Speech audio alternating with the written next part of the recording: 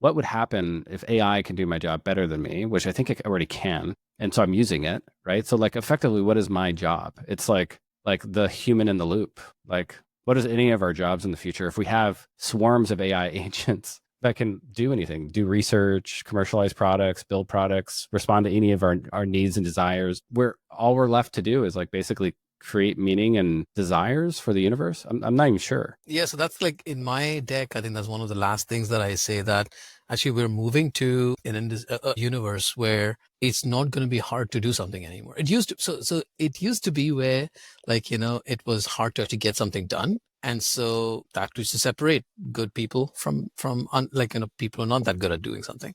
Moving forward, if that gets nullified, like everyone can do everything, then the differentiator is like, what did you tell it to do? And how well did you tell it to do that, right?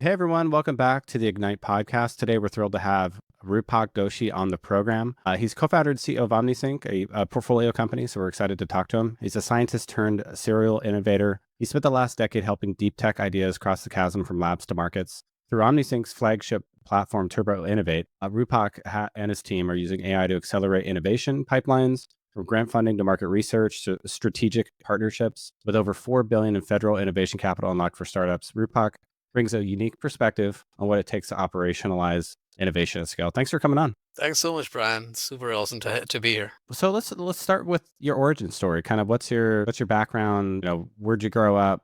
What do you want to study in school? What do you want to be when you grew up? Yeah, so I was born and raised in India, and I was good at biology. I really got I gravitated towards that subject because I loved human life and everything about how the human body works, as well as other life forms. And in India, naturally, when you're interested in life sciences, the only career that comes to mind is become a doctor, medic. And so that's what initially, like, my parents were encouraging me, and I was like, okay, maybe I can actually do this. And then I, of course, like completely bombed all the medical exams because I was like, this is not for me at all. And basically my wife now, at the time we were dating, she encouraged me to look at biotech as a subject. And she was like, you know what? You're kind of geeky and you like life sciences. Biotech is an up and coming subject that basically combines life sciences with technology to do something meaningful and real in the world. And so, and I was like, okay, no problem. And she actually submitted my application along with hers to a particular undergraduate college back in India. And funny enough, I got through and she did. And so it was really funny that I went through that program and really got excited about it. Pretty much in year 2 of my undergrad, I started a whole research project in the lab. I didn't even attend classes anymore.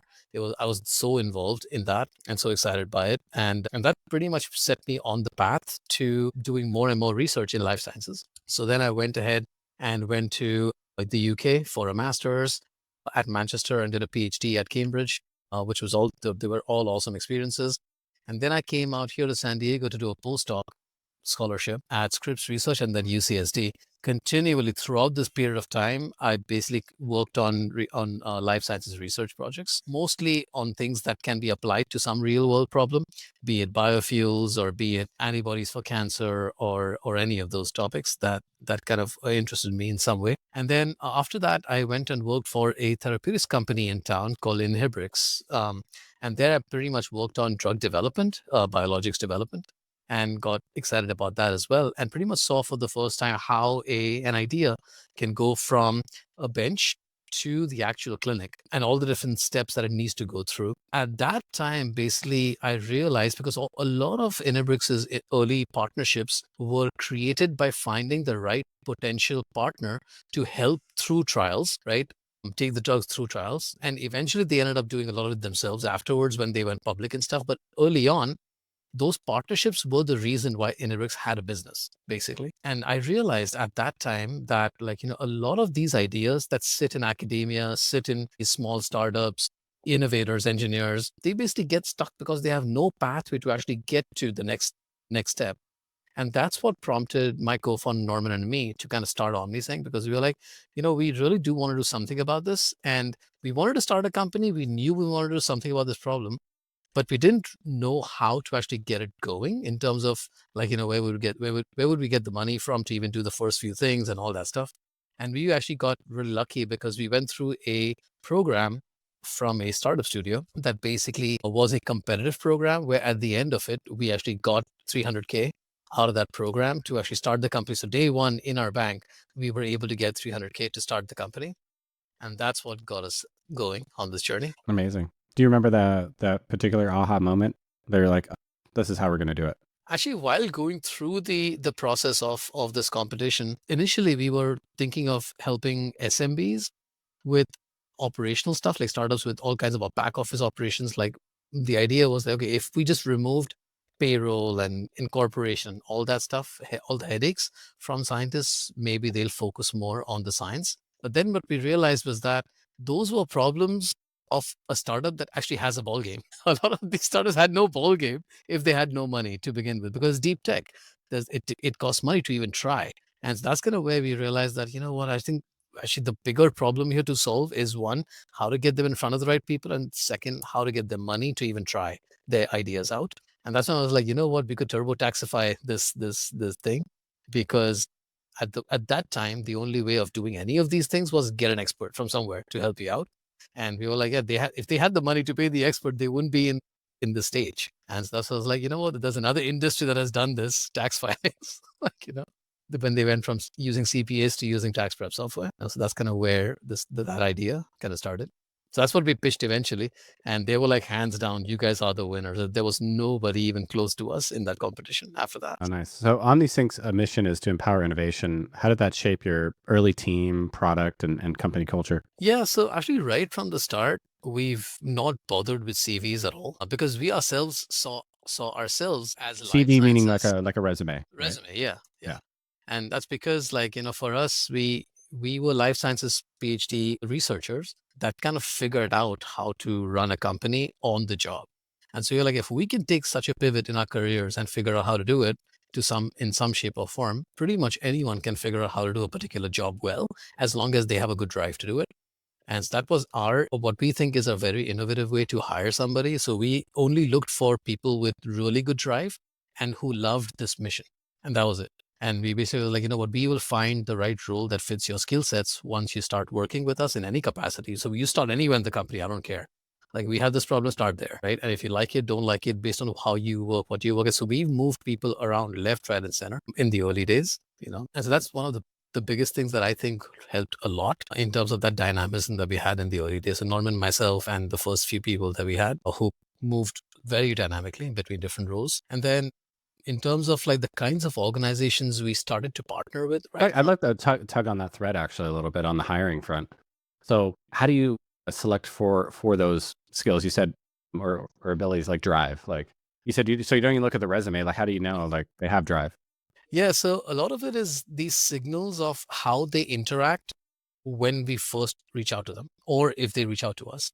So if they randomly cold email or cold call us or cold message me on LinkedIn and stuff, first good signal that at least there's a hustle. Yeah. There's some hustle there. Yeah. Yeah, there's some hustle there, right? Yeah. You didn't just like throw your resume like in the job application pool. You were like, no, I really want to talk to you. Like, I'm going to reach out. Exactly. So that's the every intern I've ever had. So if anybody's listening and wants to intern at Team Ignite, every intern I've ever hired has done a cold outreach. Fantastic. Yeah. See, like I don't even like. So people say cold emails and cold outreaches don't work. I fully disagree with that. Does. Yeah, fully. My first raise back in 21, my lead was a cold email that I closed. I look at all my cold stuff. I mean, I funnel through AI, and did we get introduced? I forget. Or were you a cold? We met at a conference at the the Sacramento one. That's right. Yeah. Yeah, exactly. That's very rare for me because I hate going to events. So you were actually at the after party. So we weren't actually at the conference. We met at the after party. Yeah, that makes sense. Yeah, find me at the after party. Yeah, absolutely. Yeah, and then I think there was a LinkedIn message after that we connected with, and then after that it was email. But yeah, so that's the first signal for me. Yeah. Like someone proactively reaching out. with a message that kind of makes sense. We're getting an intro, like Or asking for an intro. absolutely, Yeah, that's absolutely. even better actually. That because I will Yep. definitely consider it more if it's a warm intro. Yeah. Second one is speed to action items. So like we ask for, so our hiring process is fairly involved. Like we have about 6 to 7 different stages that people go through. And just the speed at which they can get things done on that process, again, second signal of how much drive they have. So I've had people who have reached out to me on Friday. Throughout the weekend, they kept giving me all the stuff that we needed and had calls with me and stuff like that. Monday, they had a job, because I was like, this is amazing. Like, if you can actually dedicate a full weekend to just doing this right and well, I want you, right? And not even that, actually. And after that, she was in LA. And so basically, right after that, the day after or 2 days afterwards, I was talking to her and there was a lot of noise, background noise. And I was like, what is going on here? Are you driving? And she was like, yeah, I'm just driving to San Diego. I'm relocating because you guys are there. Wow, we got the right person. Right. So yeah, so those are kinds of signals we really love to see. Yeah. This is why, it's funny because people will kind of reach out to me. It's like, hey, man, any of your portfolio companies hiring? I'm looking for a job, And I'm like, well, first off, we have like 225 portfolio companies, so probably. And then secondly, like you're going about it wrong. You need to think about what company like OmniSync, would Right. you do any job that they need Yep. you to do right now? Would you go think about the company and their mission, values, culture? Like you just go What tell company them would I you want to work for you. Yeah. they're going to make you office manager to start. Right. Right? You're going to be basically a glorified admin getting coffee for people. Like what company would you go do that at? And then go cold outreach and get warm intros into those companies. It's like Yep. don't worry about who's hiring. Worry about what you want to do. Like if you had to just be the coffee boy Right. or Right. girl. No, we've had another hire of ours was basically we didn't have an open job. Right. In fact, most of our jobs are not open because we just don't believe in that nowadays. But another one, a very recent one, she basically knew me from the past from a totally different reference point at the university, and she was like, "I just want to give you a quick update on how things have been since we met last time." And in that conversation, we figured out that we actually wanted something that she was working on, right? And he was like, do you want to just try it out through a short internship and see how it goes? And that led to a whole job. And now she's one of the key members of our team. Right? So yeah, at the time she was like, I don't care. I don't care if you pay me or not. I don't worry. Don't worry about that stuff now. Let's just do something cool together. That makes sense. And then if everything works, then it's going to be obvious from that point onwards. So yeah, I mean, and tips That's for awesome. people who are looking for jobs, Yeah. absolutely, don't bother with just look at the company and look at what they're doing and figure out if you want to do anything and everything possible to be in that company. There will always be a job for those people. I love that. Yeah. What is your biggest lesson moving out of, academia, the lab into entrepreneurship? Oh man. So in academia, things are highly collaborative and very open in terms of the research. So anyone who's doing any kind of research, they actually get a kick out of talking about it as much as possible to as many people as possible in terms of the secrets and how they got it to work and all that stuff, because it shows the intelligence that the professor has, for example, the researcher has. The flip side of his industry is you try something that has been done hundreds of times before by other companies and it doesn't work. Why? Because none of those companies have made it actually public in terms of how they got it to work, because they kept it log it, for example, or things like that. Yeah, there's a little bit of the secret sauceness, right? Like in rap culture, it's like the game is sold, never told. And I think it's kind of like the same in business culture. The game is Yep, sold, never told. And exactly. so which is funny because we're sitting here talking about it on a podcast, like what works and what doesn't. And we have people on here. And the last episode was literally Anthony from a marketing agency. And so he's talking about how to run performance marketing and stuff Right. like this. But he's talking about it in general, like he's not giving away too much of the secret sauce. But the truth is business is infinitely complex. It is it's where the rubber meets the road. It's like I'm gonna build something and I need to sell it to people, And it has to and work. Has it to has to work in work. some, has to solve Yeah, something real. And that's right. that's the second biggest learning lesson that I've had in academia a lot Yeah, of it's not time. just it's intellectually stimulating because Yep. you're basically designing a system or product or service that solves people's problems, and fundamentally, that's just so cool and exciting, and it's hard, right? Yeah. No, in academia, you can publish things that may or may not have any usefulness at all to anybody ever. It's Nobody's interested in it. Yeah, but Yeah, it but was intellectually yeah, stimulating it was and interesting. it was Right. interesting, but nobody cares. Yeah, but in so and nobody also cares if other people can replicate it or not. And that's a big problem in academia, right? Like you can produce things that only you got it to work somehow, but nobody else knew how to do it. And nobody else could actually take that work forward for whatever reason. And that's just bad. But there's a lot of academics that will keep doing that over and over again and have a whole career out of it, right? They don't care if anybody takes it or not, or is reproducible or not, right? Or is real or not. In companies, you can't do that. Nobody's going to pay you or like, renew your contract or whatever if your damn thing doesn't work, right? It has to really objectively and measurably work well and better than anything else that they've used in the past for them to have that conviction to keep buying your stuff. And that's the challenge that I love handling here, because it is like that proof, like, that someone actually, like, head to head. Like, for example, we were talking about the other company, like head to head, right?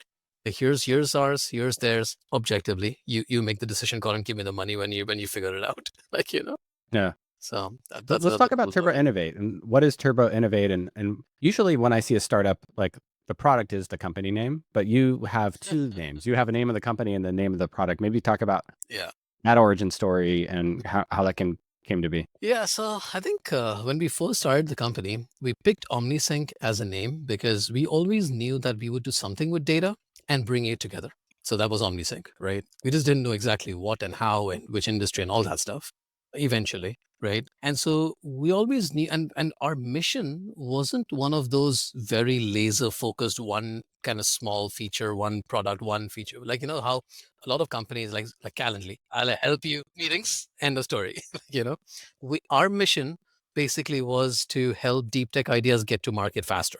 And that's basically everything we want to do. Everything we do on our company touches that mission in some way or another, So the mission is to get getting, deep tech ideas to market faster and this could be biotech, it could be across all robotics. industries. Yeah. Yeah. I mean, yes, we do more in biotech because our backgrounds are in that. Naturally, we know the industry better, but we have customers across every single area of science and tech now. So it's completely comprehensive, because we believe that the biggest problems in the world and the biggest revolutions of the world have come from deep tech ideas. They always have. And so that's kind of what makes the most Yeah, I sense, to mean, you could get argue more what of those. ChatGPT Like, is a deep tech idea, right? A foundational model idea that they took from Google and ran absolutely. with it, right? That Yeah. transformer absolutely was very deep tech. And even now, like, look at the number of parameters that you have to work with if you actually were to build your own model, right? No one builds it anymore, or at Yeah. least What are they most up to? people. I think they all keep it secret, but the latest llama is like 400 billion. It's That's just that's ridiculous. It's just ridiculous number of parameters. That is very, very deep compared to the original machine learning models that we used to work with, right? And yes, there was a gradual progression, but there was a giant leap, like, when they actually figured out how the Fourier and stuff work. So yeah, all of the biggest ideas that you can imagine, the biggest revolutions in the world that you can imagine, have come from really deep science and tech based ideas. That's why we want to make more and more of those, help get them to market faster. And because it takes a very long time to get there, right? With all the hurdles that they have to go through. So if you think about that as a mission, you can imagine that is not one product. Like, that is not one small product. It is a gigantic effort to make sure that mission can be met well, right? And so that's why we always knew that it's going to be something big, maybe multiple layers to get that to work. That's why we called our company OmniSync. And we basically, at the time, because we were thinking of the TurboTax idea, we were like, maybe, I mean, Intuit did it with like multiple products. So maybe that's kind of the model we'll adopt. Go with OmniSync as the name. And then when we figure out what these specific things should be, we will give them brand names that solve that specific problem for that specific customer. And so the first thing we built was something called Turbo SIBR, or Turbo SBIR, which was like the TurboTax for helping startups find and apply for grants to get them money to help their deep tech ideas get tested, right? So that was the first product. And then over time, we realized that a lot of the research that they have to do to generate their proposals well, that research can be automated through a system, which then became a bigger product because there's a lot more organizations that want to do that kind of research for different end users. That became TurboInnovate. And now we were able to basically absorb Turbo SPR's functionality into TurboInnovate. So it's become a bigger product that serves multiple customers. nice. So maybe you could walk us through kind of the end-to-end journey. So I think I have something, right? Yeah. It's a new model, new algorithm, new, discovery. and I log into TurboInnovate. How do I use it? And what's kind of that end-to-end user journey look like? Right. So you basically go in and create a project for your idea. That project will, within seconds, give you an understanding of every potential organization that touches the overall industry in which that idea lives. And you can basically understand, okay, what has worked, what hasn't worked, and what can potentially work in terms of white space market opportunities. And based on that, you then branch out from that initial idea into specific, ideas that then take their own pathways to get to market through partnerships. So, like finding the right kind of partners and getting their contacts, connecting with them, stuff like that. So that's a beat automated business development on the one side. And then on the other side, on the tool, you can start getting it funded. So we actually have a pathway for them to find funding opportunities from the government side for grants and stuff, create proposals and get that funded. And then we also have a pathway for them to find the right strategics for funding opportunities as well from them. So that's kind of how a startup kind of starts the journey on our system. And then once they find the partners or the funding and stuff like that, that kicks off the next tranche of their journeys, which is, okay, now I have something that kind of works. I got to figure out how to get it scaled up in the market. And so then they can actually can find customers on our system and spin off from that into other branches of other products that they have. And then most of our customers end up having an R&D pipeline of different ideas, and then they just keep adding that. So our system eventually becomes an idea management system for them to prioritize their R&D pipelines in terms of how fast can they get to market and which ones should they push to market faster. So it sounds like it's not only for academia. So like kind of technology transfer office at a university might be a customer, right? They might buy this and They say, have, yeah. yeah, Yeah, because yes, they are not startups themselves, but they have a bunch of faculty members in the university that have a bunch of ideas that have to get to market too. And they also have a split between their faculty members where some faculty members want to spin off companies and some want to stay at the university, but just license that idea out to another organization to take it forward. And so all of that work, they can automate on our system. yeah, that totally makes sense. And then you could also probably have corporations, So Procter we and have Gamble comes to mind, right? That they're Yeah, so we have actually, constantly innovating. absolutely. So, and most people don't know this, that Fortune companies, actually F1000, right? Companies, they are the ones that actually spend the most on R&D. Not governments, not startups, not universities. It's these large companies that actually spend the most on R&D pipelines. And by and large, they don't do it very well, actually, in terms of innovating. And that's why they actually partner with other organizations for helping them innovate. Yeah. Look And at so, Meta, they spent like $20 billion on the metaverse, right? And now yeah, you're so throwing hundreds of billions of dollars at AI, it sounds like. So you saw the scale AI news, right? I saw that yeah. yesterday. But yeah, so we actually have a lot of these companies that use, and their innovation teams and BD teams use our tool to essentially understand what should we push in R&D pipelines, and that goes to the C-suite that makes a decision on, okay, let's build it in house, or let's buy it from another company, or let's just partner with another one, right? Yeah, it's To almost get like it done. is there a category name for this type of tool? I mean, It business sounds like a intelligence. CRM, right? It sounds like a CRM for innovation almost. It's business intelligence, R&D pipeline focused. So I don't know. Yeah, we could brainstorm some. Like Yeah, we believe it's a category defining product, right? Because it doesn't exist yet. I struggle with drop down menus to understand like what industry does this belong to. yeah, So yeah. So CRM is yeah. customer relations management. So this is like innovation pipeline management, IPM maybe. Yeah, but see, most of those kinds of tools are basically designed to help the R&D teams have their own pipelines in place, but they don't actually help with feeding that pipeline with external ideas. Hmm. They don't do that portion either. And they don't actually play a role in actual development of the product either, which ours does also. So ours actually is more of it expands the life cycle of that kind of a product. So you got a tattoo on your arm. What is that? It's there's an R and a K. So my kids, Raika and Kiara, and my wife Kinnari and myself, Rupak. And then there's an alcohol group at the end, which because I'm a beer connoisseur, and I love like different hops and stuff. Mm. And then there's the bar, the note that signifies the end of a bar, because I'm also a drummer. Oh, that's really cool. Anytime I see something like that, I'll want to talk about, tattoos are, I don't have any. I could never, decide on something I'd want to put on my body for the rest of my life. But that I can understand like why you did that, right? Yeah, Because your kids and your passions and yeah. It's like everything yeah, that defines me as a person is right here. Like that's that's the cool. science and tech and everything is everything. That's amazing. Yeah, we have a lot of good beer in California. Yeah. Yeah, San They Diego is amazing for microbreweries, man. Oh, right. Yeah. Yeah. Yeah. We have yeah, I'm in Sacramento, as you know, so we got a lot of good ones out here too. Yeah.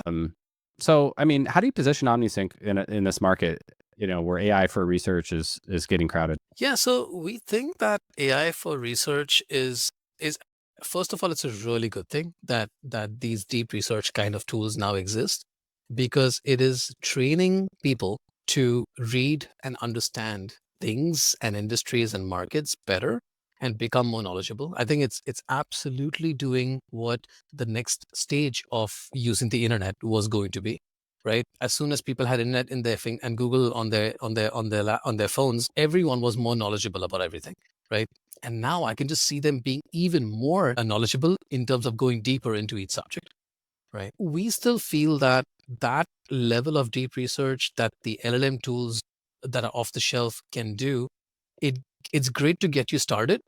It's good to give you an overview of what it looks like. But then deep tech requires going really, really deep into the science of it, of the idea, and going very specific about what somebody's building, because there can be so many subtypes of, for example, if you're working on a disease, you can have 8 or 10 different subtypes and different kinds of patients and stratifications and stuff. And your entire clinical success can completely get derailed if you pick the wrong one. And most of these deep research tools is not going to tell you that because they have a finite time and compute and resources and data behind them for each of those nuanced use cases.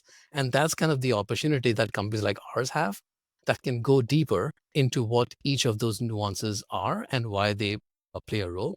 And then, of course, then connecting them with the right key players in that ecosystem is another angle to it that extends that functionality out better. So if you were to take deep research, add a consultant to it to expand it by 10 more pages, and then have another Apollo in there that can help you identify all the emails. And if you had like all these different things together, then you get to what TurboInnovate can do. But that's what is one product that can actually automate all of that pipeline together. And then now we're also working on like basically automating even more of that BT process. And so it should be pretty much for any user sitting on a couch, they should be able to actually map out their entire commercialization pathway, right, for the idea, and then figure out if it's a go or no go. Yeah, so maybe commercialization management software, CMS. No, that's content management. Anyway, we got to come up with a really good category Category first. name. I have to have an acronym. So thinking about your cap table is really interesting, right? Because I remember when I did due diligence, you had both, government, GovTech, yep. yeah, GovTech sources of funds, obviously venture capital, Academic. angel. Yep. How do you manage all these various sources and the duality of like some non-dilutive Yep. capital, some Yep. I yeah. have really good non-dilutive as well. Yeah. I mean, so we actually like to walk the walk that we're talking, right? Like, we basically tell companies that, look, you guys have to figure out how to get your early stage ideas funded. And that is never going to be one source unless you get super lucky or if you have Peter Thiel as a relative or whatever, right? It's not going to work. Right. So you have to basically figure out different pathways and different pots of money to fund your different stages of your company. And so for us, we started with the 300K day one because of the competition we went through. So that was good. So that's a bona fide, like, studio venture capital kind of a line item. And in 21, but then we started making revenue month 3 of our company, right? So that we started growing in revenue because it was a really good fit for what we were doing. And the market was driving with it. And so in 21, we were able to raise around our seed round. Now, in that round, when I started talking to VCs, they all realized that we basically touch 3 ecosystems with our product. We touch government because it's government money that's going to the companies. We touch companies, obviously, so commercial startups. And then we touch academia because a lot of these deep technologies come out of university professors. And so naturally, like, they would all recommend that I go talk to VCs that touch these 3 sectors. And lo and behold, I actually got traction from all of them because I could tell them the story that, look, I'm bringing these 3 things together, these 3 players in this innovation economy together on this tool. And we will keep doing that as we expand out. And so that's why even to date, we have customers from government, customers from Fortune companies, customers from startups, and customers from universities, because our product touches all these ecosystems. And so that's why our cap table looks like that, where we have participation from all of these. Yeah, that makes sense. So speaking of go to market, what has worked best for scaling into all these different customer types? Long hours. Mhm. I think for us, the best way to, well, what works in our situation is that all these different market personas, they actually congregate in similar spots because they all are constantly trying to collaborate with each other. That because deep tech doesn't go anywhere without the participation of all of them. And so events and conferences are actually so for most companies, events are the least ROI. It's just branding, publicity, and they never get anything out of it. For us, that is the highest ROI. Actually, when we track it properly, it's the highest ROI because that's where we meet all our customers. And every event we go to, every single one of those personas exists. And for our product, it's such an easy one to, within seconds, understand how it's useful to them. Like on the spot, we're able to close really well. So that works really well. I know it's not very scalable in terms of economics, but that gets us enough of the people that then from there, organically, we've grown very well. Because then we just keep getting those folks that talk to others and they keep coming to us, hearing about us from everywhere. So we haven't had to spend much on things like paid ads or anything like that. Like, LinkedIn DM, we tried, it didn't work for the most part. Well, yeah, I mean, I think you're in a kind of a unique spot too, where you kind of know, if you're going after universities, you know who those are, right? Yeah. If Yeah, you're I going know after all my customers. Like I just yeah, know I have an entire list of all of them. Like, yeah, you know who all the universities are that do research. right. Then you kind of know who all the corporations are that are Yep. doing research. Like Exactly. that's a search, and Mhm. then federal agencies, Yep. and Yeah, like for so me, discovering the customers on the hard part, right? It's just getting them to understand why they need this because it's like we discussed, it's a category defining product. So there's a lot of education involved in helping them understand how this can cut through all of their noise that they're dealing with. And that's yeah. the The number the one thing I like feedback we about it get. is it becomes this kind of system of record for technology, innovation, and transfer, right? Exactly. The commercialization process of ideas and research, you need something to manage that, and Mhm. you need insights at every step of the way. Signals every step. Exactly. What's a mistake that or a hard pivot that you had to make that shaped where the company's heading today? I guess we thought that so at some point we were using human experts to actually do the research because we thought that this is too complicated for software. Like it will never get there. And then actually one whole year we spent on that model of like, hey, companies like, buy our software and then you get access to the add-on service, right? So, and I didn't care about what VCs thought about it in terms of like the software business or the service business and this and that. And I can get that's one of those things that we don't really bother much with because we know eventually if it's a good business, it's a good business, right? But what we realized was that um, yes, the humans did an awesome job. Absolutely. Expert did amazing things.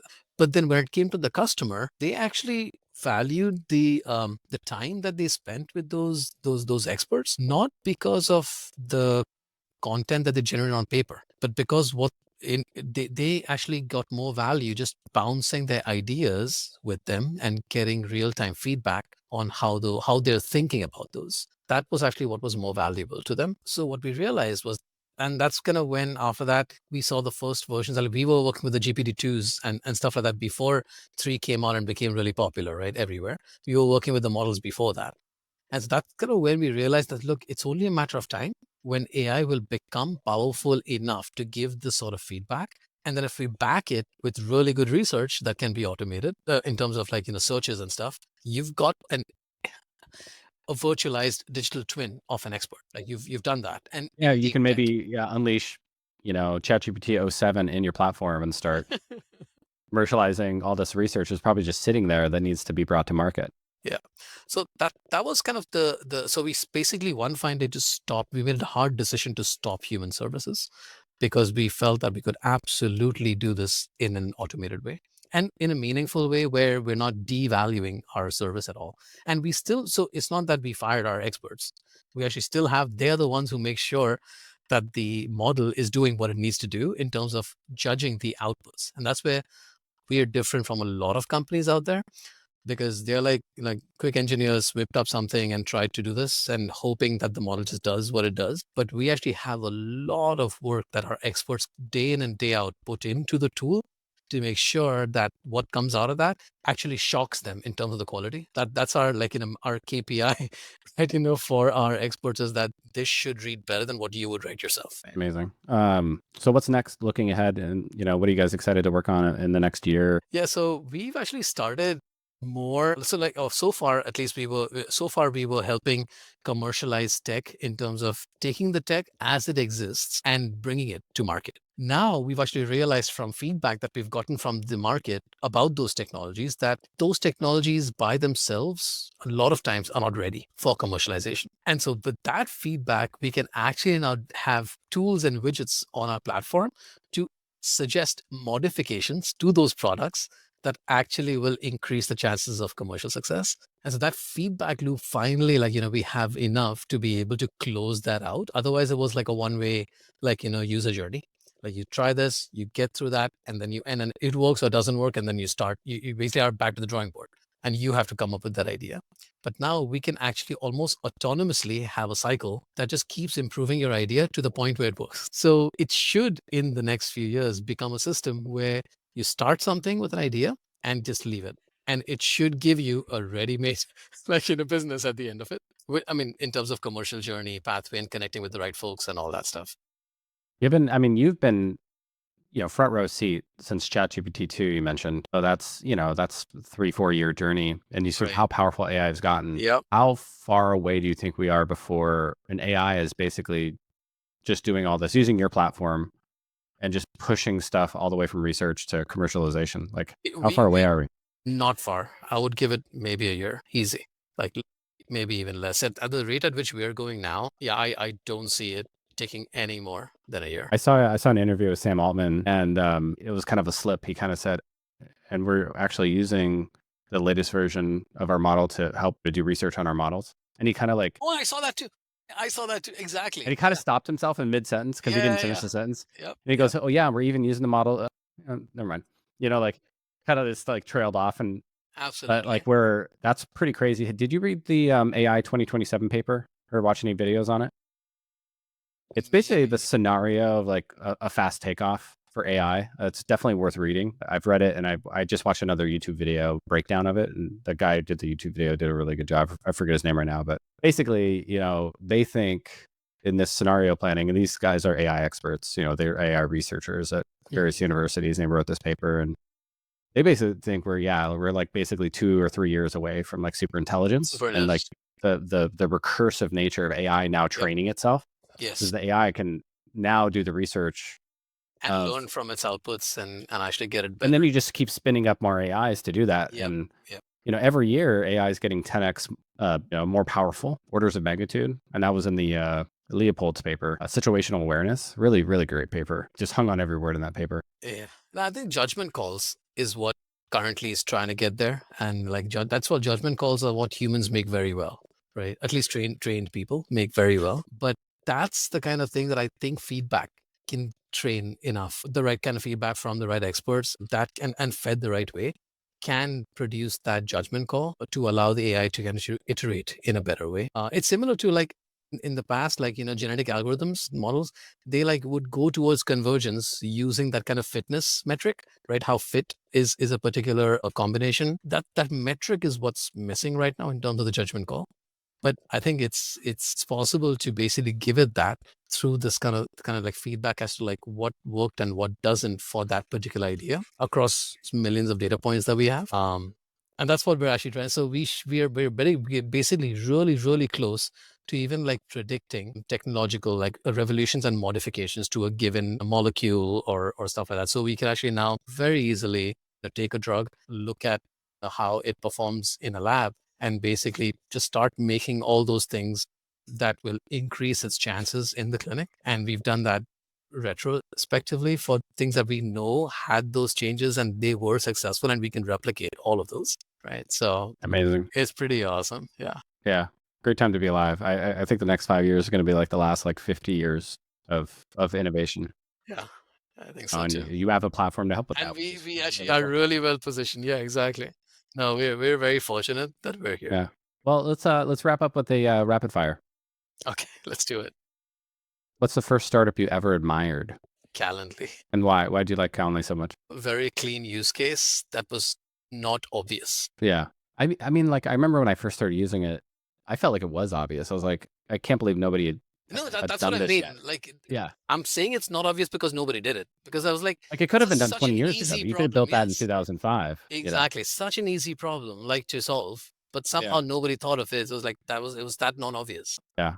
I can't believe people still sometimes will send me their availability. And I'm like, hey, how's your Tuesday at 3:30? Like, no, use my calendar, man. Like I why? think there's a little bit of a stigma now that it's impolite or whatever to send somebody your link, but No, yeah, I some I think people feel that's that way. bullshit. I think it's just way more efficient. Like, hey, would you mind finding time here? It's like if I just say I find time here, that's kind of my time's more valuable than yours, maybe, or something. Yeah, But yeah, like, yeah, yeah. what's funny is sometimes I'll send it to a founder and they'll send me back theirs, and I'm like, I just sent you my Calendly. Yeah, like Like, you want me to use your Calendly? Or like, you'll have these situations where, okay, so I send my Calendly and they go, well, there's no times that like work for me. They're in India or, right. Time somewhere zone in Asia differences. somewhere. And Yeah. I'm like, okay, well, how are we going to solve this? Because you want me to take the call at 10 o'clock at night, or are you going to take the call at 10 o'clock at night? Like, So that's the feature I thought they would implement a long time ago, which is like when you get a Calendly and you see nothing there, you can recommend or suggest your times to oh, the that would be an person, obvious feature. right? Yeah. Again, Hey, I missing. see that you actually don't have a meeting. This is just like a block. Yeah, And I'm wondering, could we do it at this time? Can I exactly. suggest times? That would be an obvious feature. Right. And that's why actually for them, that's the easiest use of AI for them, right? To determine like what meetings are important or movable and stuff like that. Right. So What is the most underrated federal funding program founders should know about? AFWorks open topics always. What is it? It's basically a format that the Air Force has where you can submit anything. They have no requirements as to what it needs to be. They are basically saying, you as the startup, tell us why this is important and why is it going to be in the next few years, because we don't know everything. They like is the first program that I've seen, and it started like a little while ago, but they were the first that to say that, look, we know we don't know everything about everything.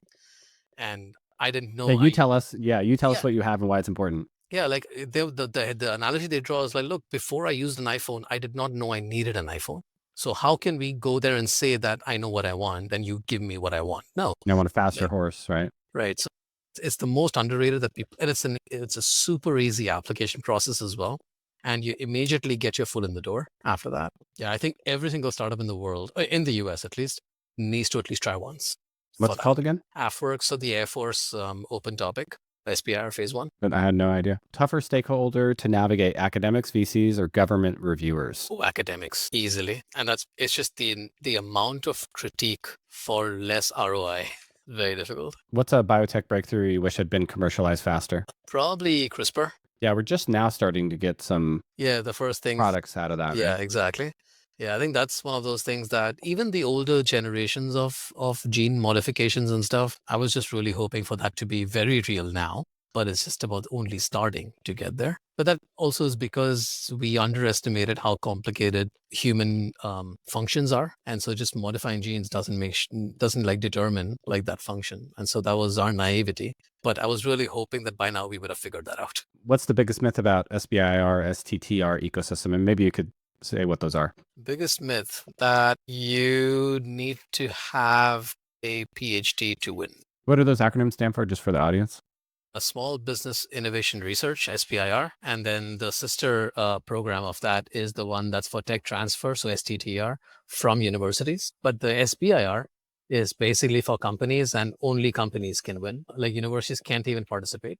Well, they can't lead. They can maybe partner with other companies, but they can't lead it. What do non-scientist founders get wrong when trying to build a deep tech startup? Well, that it's going to be a little bit of work. No, absolutely not. Non-scientific founders, I don't think ever can fathom how complicated science can get. You have to have done it yourself to really understand how complicated it could be.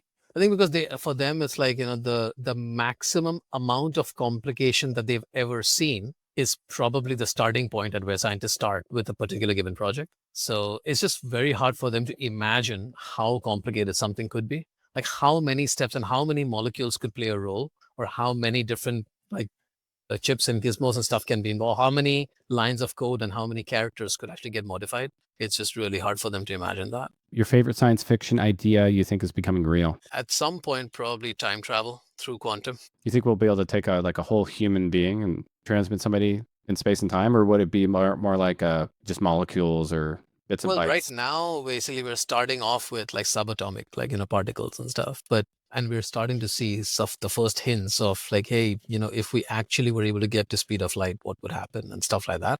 Yes, it will take a long time. And maybe there's a lot of deep tech breakthroughs that have to happen. You know why I don't think that that'll ever be a thing? Because we would already had time travelers, and it would be really well documented. I don't. Do you know of any like time travelers that got stuck here and they're like, "Hey, I'm actually from the future" or something like that?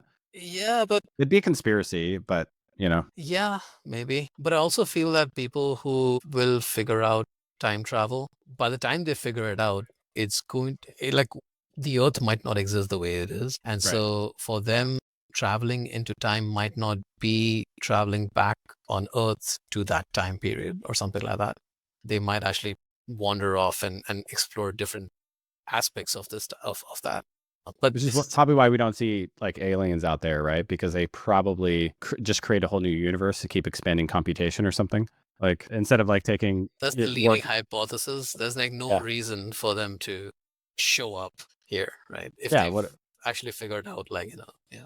they can get any materials from space. They don't need to come to Earth to like steal our materials, and they have the power to like create their own universe. So Or jump, right, to whichever, like, location makes the most sense for them, right? So, and it's because, like, there's like they've probably gone beyond what Earth can provide.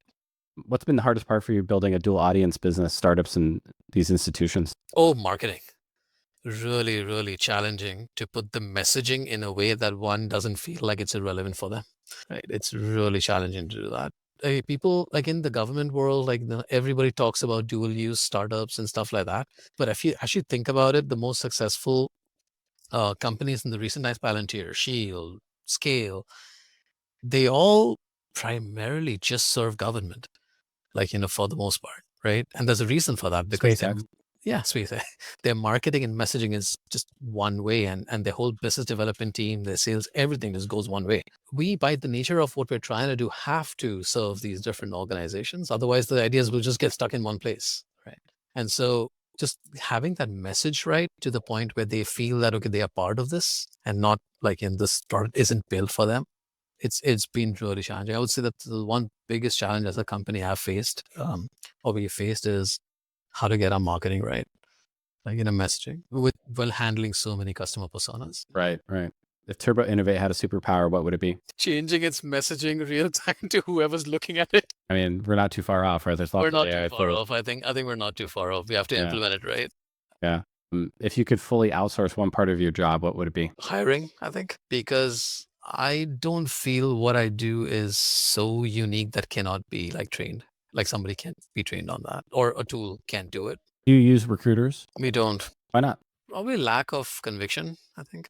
We haven't tried, and that's probably our fault. We should probably just try one. But the hard part is there's so many of them, and We have some for on Team Ignite that we've used in the past, and our founders, so perfect. we can make some intros there. And but yeah, like Like that's something I try to live by as I run Team Ignite because I'm running a business as well. Is if I don't like doing something, can I pay somebody to do it?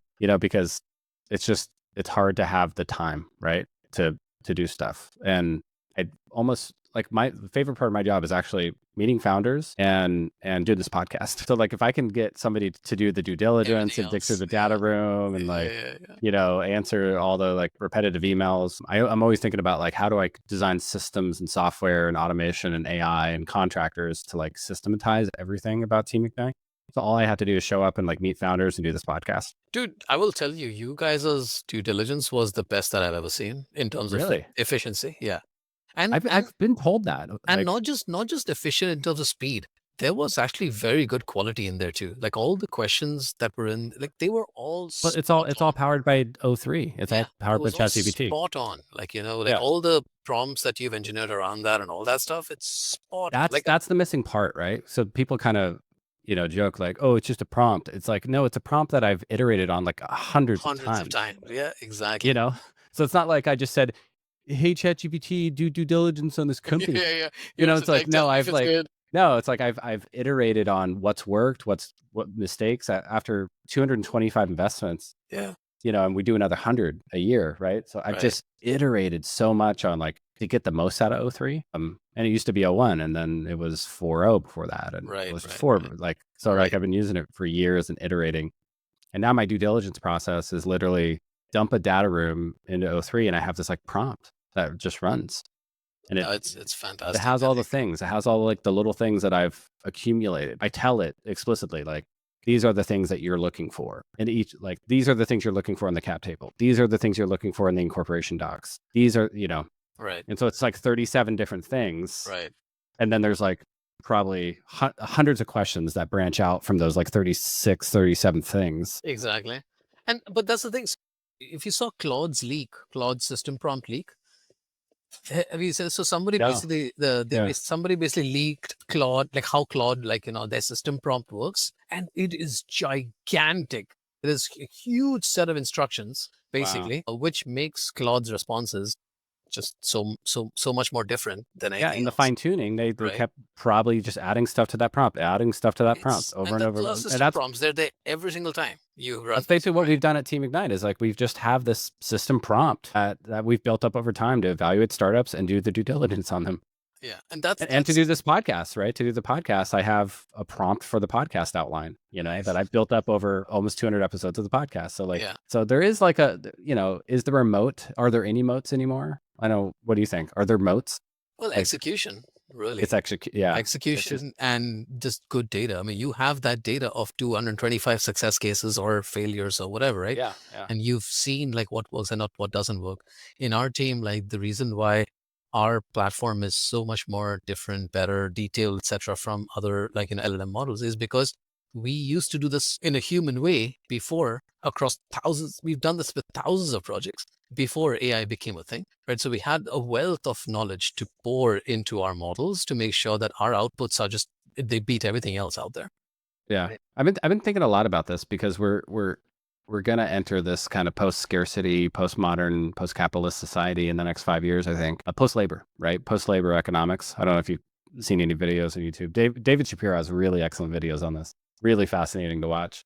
So shout out to David. And he just goes in, it's going to be a weird, I'm already thinking about this. Like, what would happen if AI can do my job better than me, which I think it already can. And so I'm using it, right? So like effectively, what is my job? It's like the human in the loop. Like, what is any of our jobs in the future if we have swarms of AI agents that can do anything, do research, commercialize products, build products, respond to any of our needs and desires? All we're left to do is like basically create meaning and desires for the universe. I'm not even sure. Yeah, so that's like in my deck, I think that's one of the last things that I say, that actually we're moving to a universe where it's not going to be hard to do something anymore. It used to, so it used to be where, like, you know, it was hard to actually get something done. And so that used to separate good people from like, you know, people who are not that good at doing something. Moving forward, if that gets nullified, like everyone can do everything, then the differentiator is like, what did you tell it to do? And how well did you tell it to do that? Right? That's good. And so we're going to say, like, you know, basically it's not going to be hard to build something. Anyone can build anything anymore in the future, even with like real physical stuff. I was talking to a guy, a sales guy that built an app, and he just had this idea for this app, and he's like, I just need to see this exist. And so I think he used Lovable or one of these vibe coding, and just started creating an application and has thousands of users. And he's like, I guess I have something here. And he's just said like no coding experience at all. Right. And I think he had the idea. Right. And that's what we think like is going to be the next, like, you know, I guess, like, you know, we think that's what's going to differentiate. That's what's going to have the best value, because there's going to be so much that'll be built by everyone and every to know what to build with. It's the taste element. Yeah. The desires. That's what, it's like, what do humans want? Yep. And I just, you know, I went and built it, you know. I think Mark Andreessen said this recently, that VCs will be the last job to be automated. Because like we'll just be deciding like what to fund. Like it'll probably be just like solo VCs and solo entrepreneurs, or like small teams, like two or three people on each side. Just like, okay, what are you working on? Well, I need a little bit of, you know, runway basically to go work on this before it generates revenue. And then like I never have to raise again. Yeah. Like, how are you guys thinking about that as you kind of scale the company? Are you guys seeing same? Like, you know, we raised our last round was back in 21. since then we just have had revenue. That's and even now, like, it's not that we're in a massive raise of any sorts or we're desperate to raise, and nothing like that. Yeah. Right? We're just entertaining any strategics that come our way or intros that come our way, and we've done that's all. And we only take the money because we feel it's strategic, not because we're done, right. And so we don't see ourselves ever raising that massive round that everybody talks about or used to talk about, I guess. Because so that the other point here to make is business model, right? So we are not following the business model that some of the other LLM companies are following, which is just burn through investor cash left, right, center to get users, and eventually you will have something that will give revenue back somehow. We don't think it worked very well for Uber for the longest period of time, when ultimately finally they had to do a lot to get themselves to profitability, right? And everywhere else that has had this model, it's been a while for them to actually get there, right? Well, fundamentally, your main costs in a startup are just labor, because on the margin, the models, like maybe running, the various large language models, there's some cloud expense, but it's no, but so those are trending negligible. down. Those are trending down, though, right? It's all trending down. And so yeah. it's just basically all that's left is just human capital and AI. And which the building things. human part of it is what a lot of the jobs can be done by fewer people now. So, Right. So Yeah. I was talking to Carter the other day, same thing. They were like, do you foresee yourself? I was like, dude, those times are gone. I don't know which universe you're living in. What was it? What was the question? Do you like, foresee what? do you foresee yourself growing to hundreds of people? When do you see yourself going there? I was like, yeah, man, dude, you don't know what universe you're living in anymore if you're thinking I feel companies are going to like get there. from what I see from my startups, they're just not scaling headcount in the same way. And I've seen this over the last 5 to 7 years really shift. It's like everybody's at least 2 or 3x more efficient per dollar. Absolutely. And so now it used to be like, hey, I raise, 200, I don't know, I raise let's just call it $1 million, and I get to 500K of revenue. And that's pretty good, right? I burn through $1 million, get to 500K, or I raise 2 and get to 1. And now it's kind of like, well, I raised 5 and got to 2 million. Yeah. I raised 500K and got to 2 million. That's pretty good. Yeah. Now the burn multiple is just on average, it's just so much better, right? Which is phenomenal to see. And I do really think that's how it should go, because a lot more people will have the opportunity to build their own companies and have independence that way. Also, smaller teams, more companies, more cool ideas, more nuances between ideas. I think that's kind of where we see the universe moving. Right. There's an acceleration, 1,000 flowers blooming of opportunity, right? Yeah. And yeah, it's just it's really beautiful to live through it. Anyway, we could talk about this stuff for another hour or two. How can folks find you online? Oh, I'm very easy to find on LinkedIn. My email is all over the public places because I'm very okay doing that, because I'm amazing with going through emails. And so it's just Rupak at OmniSync.io, very easy. And if you want to try the product, we have a free tier of TurboInnovate.com. If you have an idea, go give it a shot, and you'll be very, very excited to see what comes up as a response to the idea within seconds. And if you want to do more stuff with it, just give me a shout. Right now, we're very, very good at working with all kinds of customers that have a need for what we have. And so don't hesitate to ask. And I'm also very good at responding on LinkedIn and stuff. I don't ignore pretty much anyone that seems in any way relevant to what we do. Awesome. Well, thanks so much for coming on. Absolutely, Brian. Thanks for having me, dude.